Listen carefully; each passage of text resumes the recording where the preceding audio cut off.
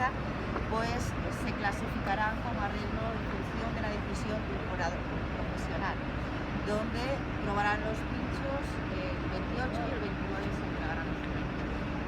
Eso es más o menos.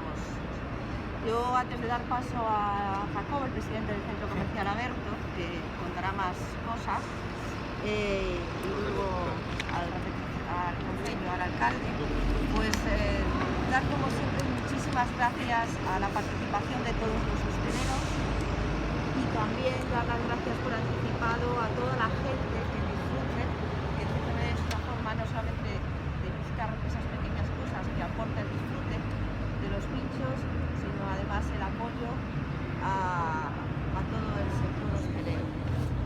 Nada más, Jacobo, ahí te dejo. Bueno, yo estaba mirando un poco como cada año, ¿no? Para participar, pues la gente que hace la ruta tiene que sellar un boleto en 5 establecimientos, pero deben ser de las 3 diferentes zonas que hay.